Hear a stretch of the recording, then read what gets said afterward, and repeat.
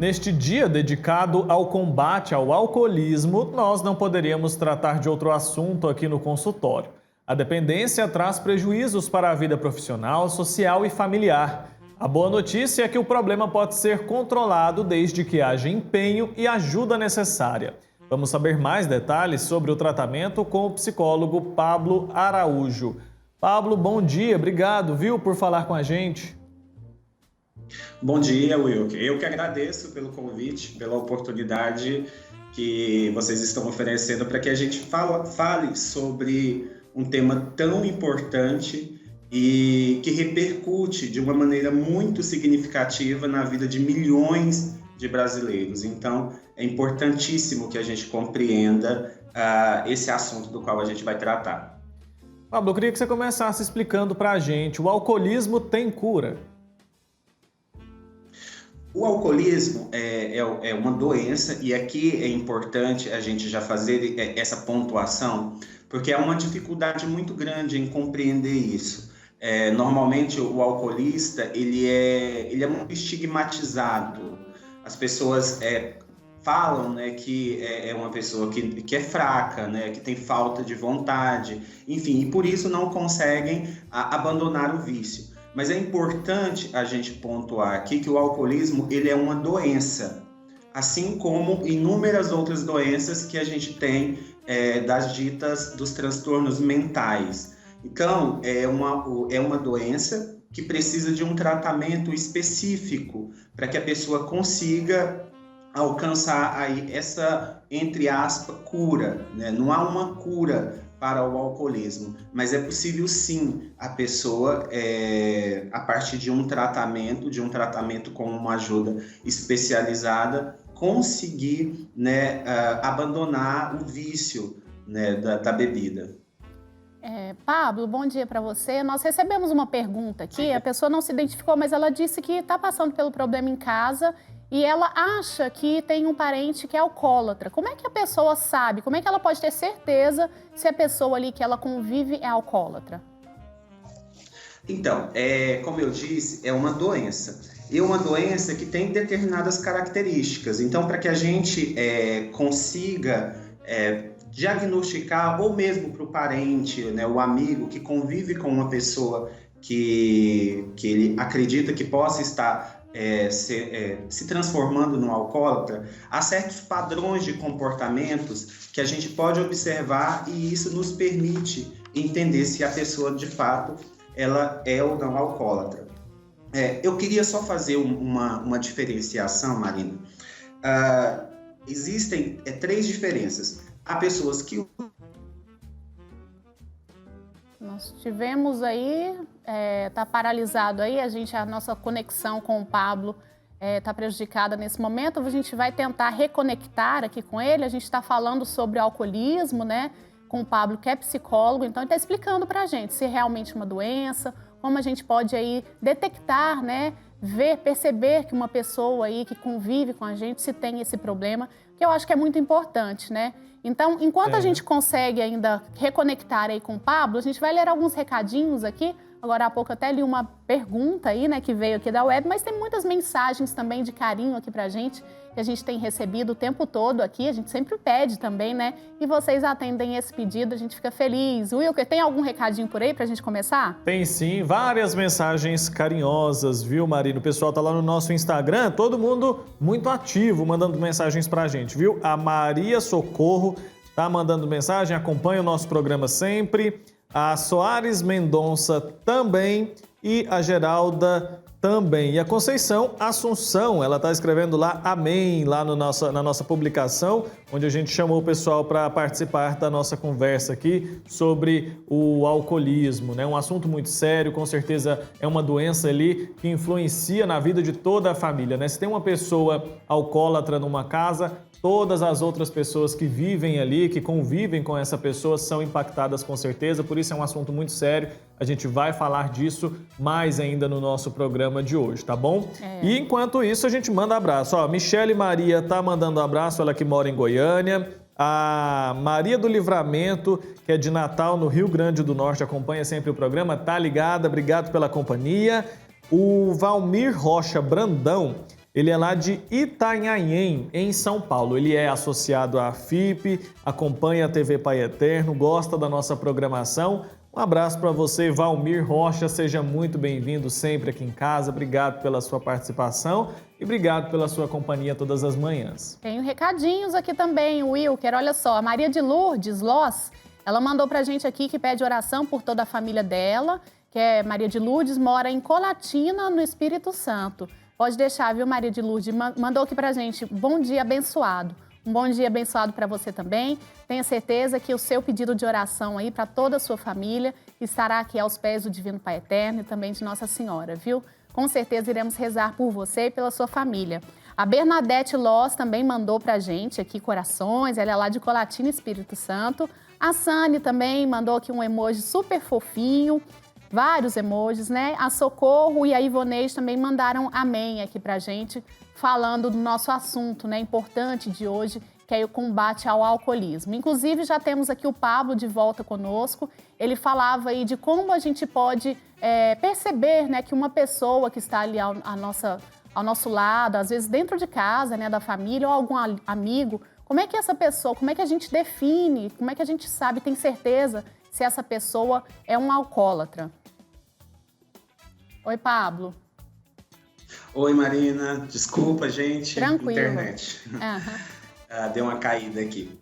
Mas como eu estava falando, né, eu vou trazer mais algumas características que as pessoas podem observar para que elas consigam identificar se essa pessoa que está do lado dela está se tornando um alcoólatra.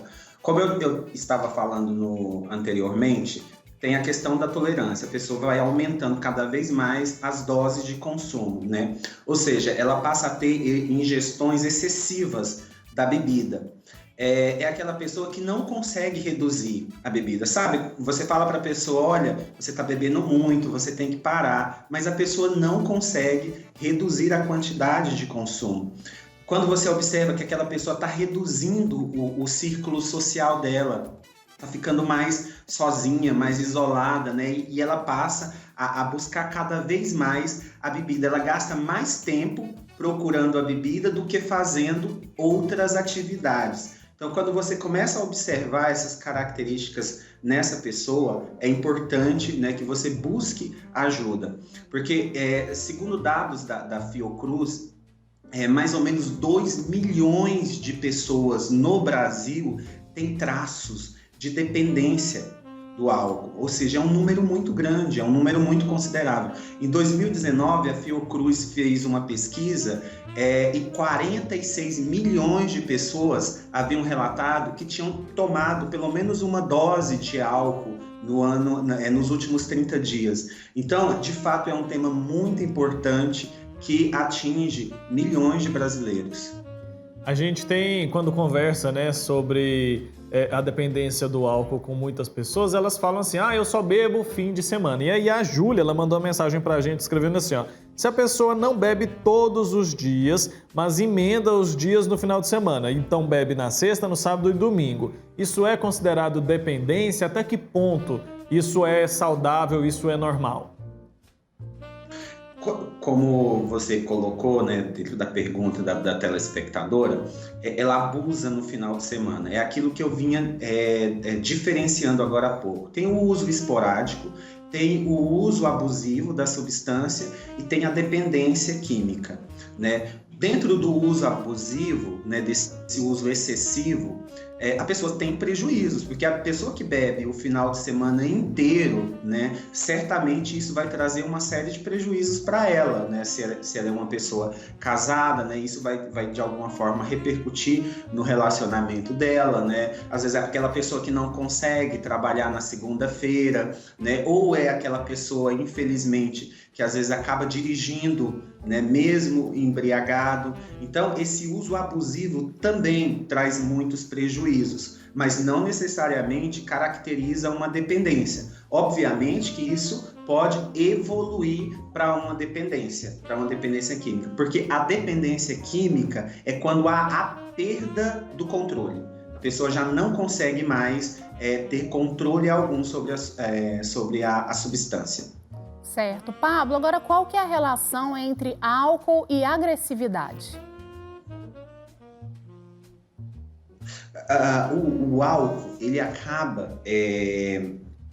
É uma droga, né? Uma droga que acaba favorecendo para que a pessoa ela consiga, né, exteriorizar ou colocar para fora aquilo que de alguma forma estava ali preso, aquilo que de alguma forma ali ela estava retendo, ela estava segurando, porque a droga, o álcool é uma droga, apesar de ser lícita, ela acaba favorecendo essa exteriorização de sentimentos ali presos, ali retidos. E se a gente for observar nas pessoas que desenvolvem uma dependência, né, problemas emocionais, problemas psicológicos são muito comuns, né?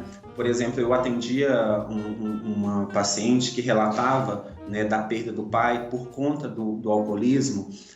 A mãe havia falecido, ele não soube lidar muito bem com a perda da esposa, né? E aí, a partir disso, ele começou a desenvolver um alcoolismo. Então, assim, ele não conseguiu lidar com aquela dor. Então, é muito comum as pessoas, por não conseguirem lidar com as suas dores, com os seus sofrimentos, com as suas angústias, com as suas frustrações, com as suas raivas, né, acabarem recorrendo ao álcool, à bebida. E isso favorece para que a pessoa exteriorize aquilo que está ali guardado, né, aquilo que está retido. Doutora, a dependência... De forma agressiva, né? A agressividade acaba sendo uma via. Entendi. A dependência do álcool, ela pode estar relacionada diretamente a alguma doença mental? Não, na verdade, assim, são vários os fatores. A gente não consegue precisar uma única causa, né, um único fator. São fatores biológicos que contribuem para a dependência, fatores ambientais, né, fatores psicológicos, sim, contribuem também para o desenvolvimento do alcoolismo, né, fatores sociais também contribuem. Então, assim, é uma junção de fatores. Não tem como a gente precisar um único fator, mas sim, né, fatores psicológicos, transtornos mentais, a gente observa muito como o que a gente diz de uma comorbidade. O alcoolista normalmente não tem só a dependência química, né? Juntamente com a dependência química, a gente também observa outros transtornos ali associados à condição de dependência. Pablo, e como é que a gente pode ajudar aí uma pessoa que está passando por esse problema do alcoolismo? Como fazer aí para ajudá-la? Olha, principalmente, Marina, compreender e entender a condição dessa pessoa, de que de fato ela está doente. E aqui eu preciso fazer um esclarecimento, porque as pessoas às vezes têm dificuldade para entender isso. Em relação a todos os transtornos, né, depressão, ansiedade, as pessoas ainda têm muita dificuldade em compreender os transtornos mentais. E a dependência química não seria diferente. É mais ou menos assim. Você por comer muito açúcar, né, isso vai desenvolver uma diabetes, certo? Você fica doente, né? Não em todos os casos, mas pode acontecer. Seria como se, depois que a pessoa desenvolveu a diabetes, eu começasse a questionar o caminho que levou ela a desenvolver a diabetes. Não, mas foi porque você quis, foi porque você não teve força, foi por falta de vontade, né? O que pode ter sido, né? Mas depois que a doença se instalou, isso não vai ajudar, isso não vai resolver. Depois que a doença se instalou, é necessário que a pessoa, né, combata a doença por meio de um tratamento. Isso é o que vai resolver. Então, no caso da dependência do álcool, é da mesma forma, né? A pessoa está nessa condição de alcoólatra, né? Você ficar questionando, né, as razões que levaram ela para aquela condição, porque ela foi fraca, porque ela não teve força de vontade, porque ela não lutou, isso não vai ajudar. É importante que a pessoa compreenda que ela está num estado de doença, né? E para que essa doença, de alguma forma, seja, entre aspas, curada, né, é necessário um tratamento. Então, essa compreensão da família, ela é muito importante.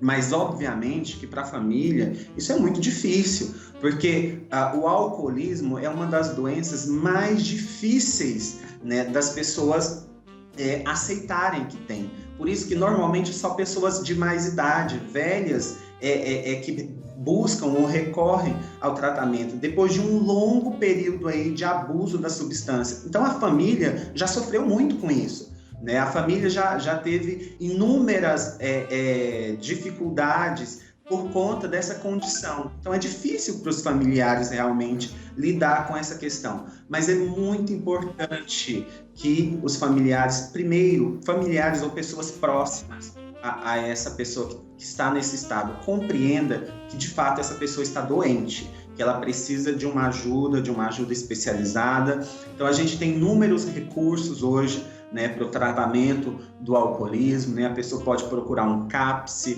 né? A gente tem clínicas particulares, tem unidades de saúde, né? Tem prontos socorros psiquiátricos, né? Então, assim, Alcoólicos Anônimos, tem uma série de recursos que a pessoa pode utilizar para ajudar essa pessoa que está num estado de dependência do álcool. Mas esse apoio da família, esse apoio dos amigos, esse apoio de quem está ali perto da pessoa, ele é fundamental. E esse apoio só virá se a pessoa tiver essa compreensão, né, do estado desse ente querido. Pablo, e pela sua experiência ali no tratamento, né, com pessoas, tratamento de pessoas que sofrem com o alcoolismo, você acredita que o dependente se sente feliz ao beber?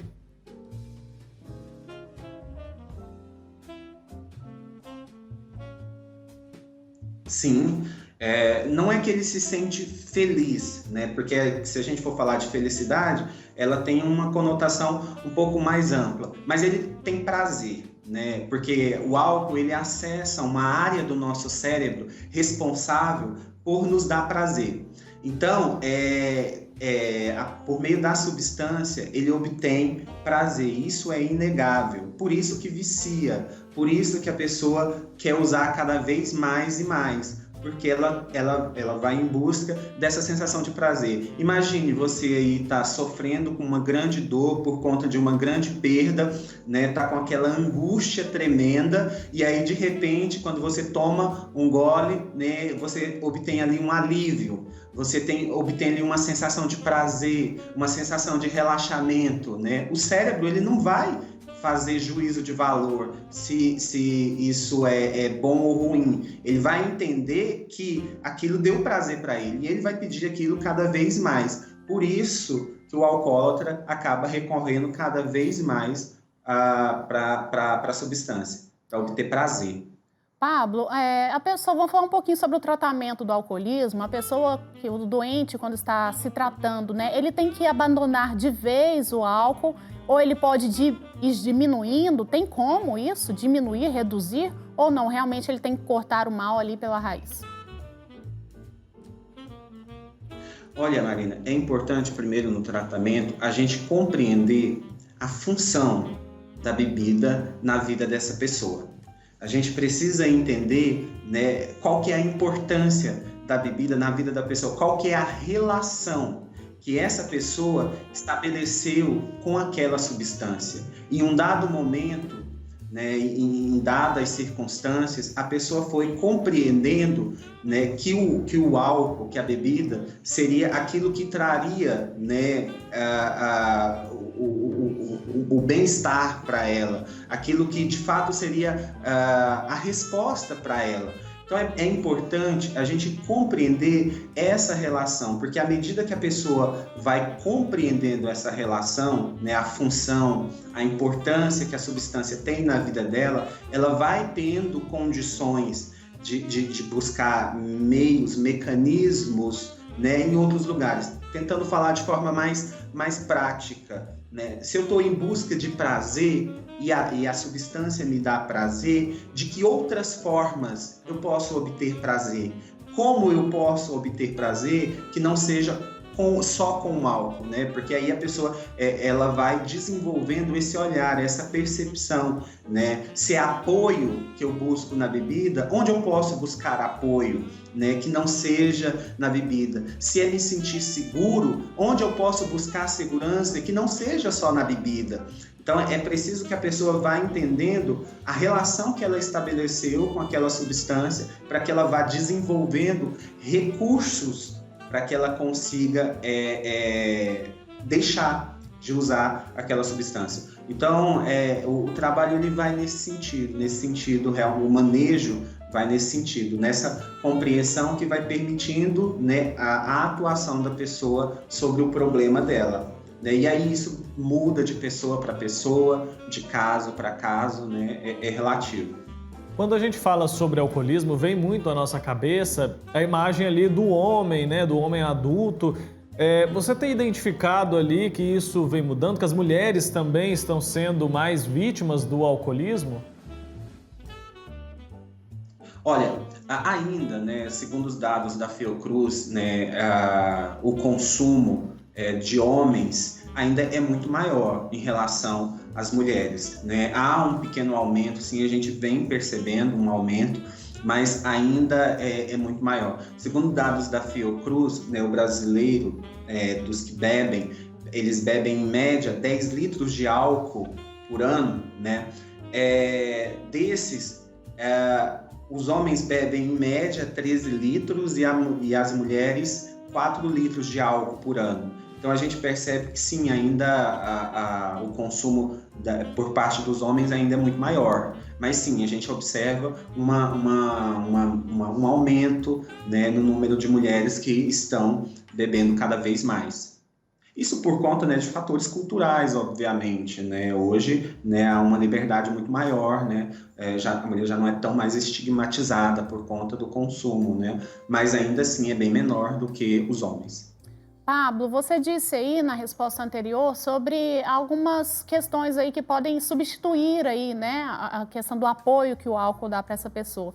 Dá algumas dicas aí para as pessoas. A atividade física, por exemplo, pode ser uma delas, a terapia também. O que a pessoa pode fazer aí para realmente buscar em outros lugares o que ela tem na bebida? Sim. A chave de tudo, né, ela resume nesse autoconhecimento que a pessoa precisa desenvolver acerca de si.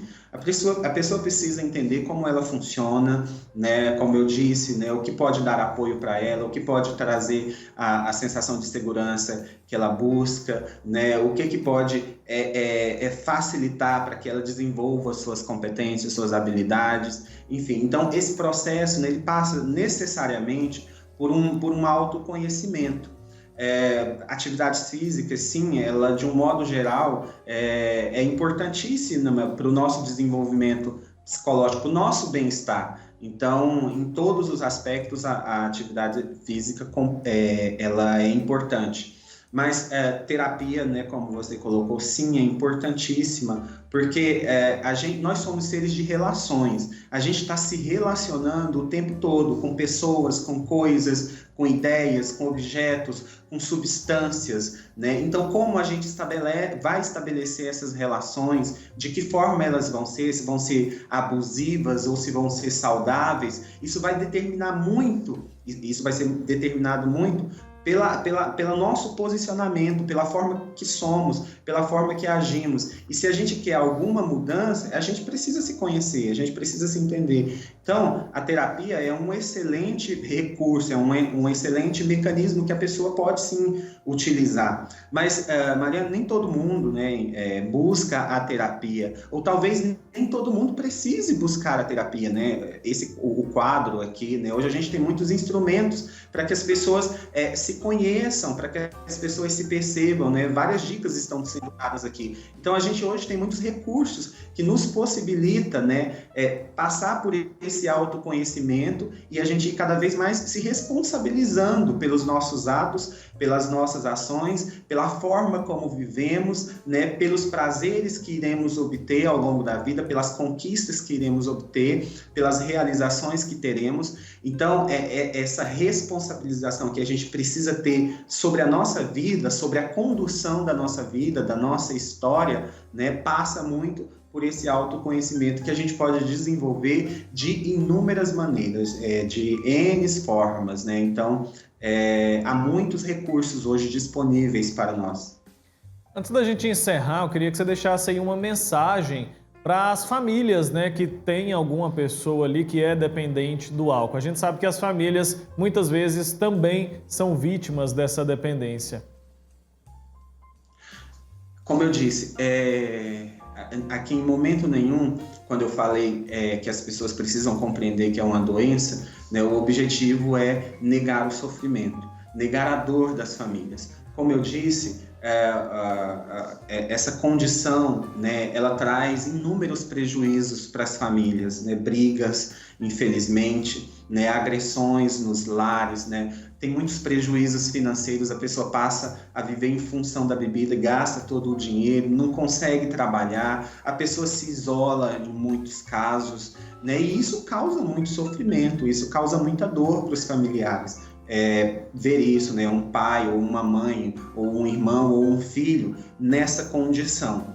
Então, embora haja todos esses aspectos, né, é importante ressaltar que é possível, sim, obter ajuda para essa pessoa, que há tratamento para isso, tratamento especializado, que a pessoa diz que esses familiares dispõem de recursos, né? Talvez você não consegue pagar uma clínica particular aí para colocar esse parente seu, mas busca um CAPS, busca uma unidade básica de saúde, né? Busca aí um Alcoólicos Anônimos, né? Busca grupos. Hoje a gente tem inúmeras comunidades terapêuticas que oferecem tratamento. Busque ajuda.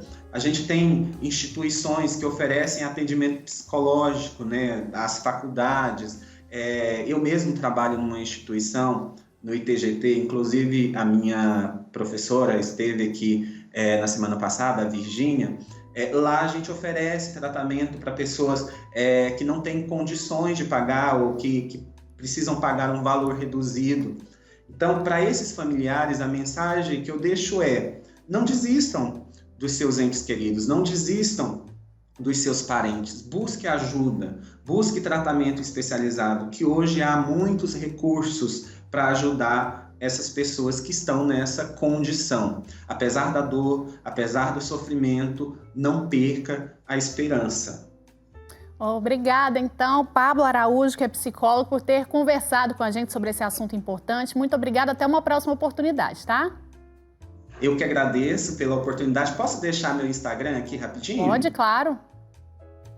É o @Pablo Araújo Psicólogo. Agradeço muito pelo convite, estou à disposição. Maravilha, então, Pablo, um grande abraço para você, viu? Olha, conversa muito importante que a gente teve, eu tenho certeza que você aí de casa conhece alguém que já passou pelo problema ou está passando, então esperamos ter ajudado.